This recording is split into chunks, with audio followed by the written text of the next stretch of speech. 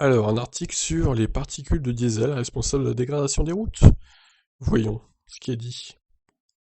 Selon une équipe de scientifiques japonais, différentes matières organiques agressives seraient à l'origine de la dégradation prématurée des chaussées en béton et de l'asphalte.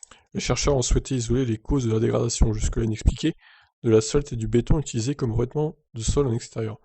La détérioration dépassait celle provoquée par le seul fait du dioxyde de carbone. Elle revêt différentes formes, cloquage, fissures, décollements, de couches, formation de poudre fine, etc. Parmi les éléments identifiés, un tensioactif utilisé pour le déneigement. Les premiers effets seraient visibles à la surface des chaussées bétonnées, 4 ou 5 heures après la pulvérisation.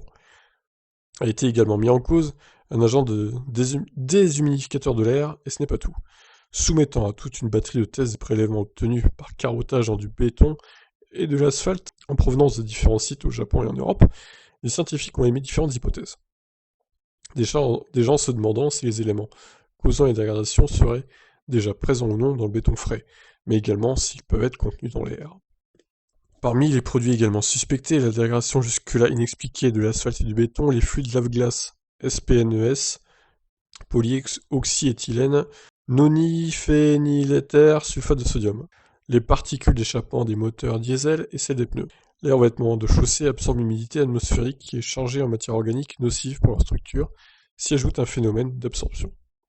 Les scientifiques sont affirmatifs sur le rôle du lave-glace dans la détérioration des chaussées par dissolution de couches intercalaires. Les zones les plus touchées peuvent présenter un aspect boursouflé. Des essais ont permis d'identifier que le SPENES, couplé avec l'effet de cisaillement des pneus, peut être la cause de l'arrachage de couches du revêtement des routes et pistes d'atterrissage pour avions. Ce travail de dissolution peut se matérialiser par des taches noires. Alors, est-ce que c'est pas plutôt les poids lourds, tout simplement, avec leur poids colossal qui défoncent les routes? Moi, je me suis toujours dit que ça serait ça, en fait, plutôt que les voitures. Bon, il semblerait que ça soit pas que ça, finalement. L'étude pointe la présence de particules qui aggravent la détérioration du béton et du bitume.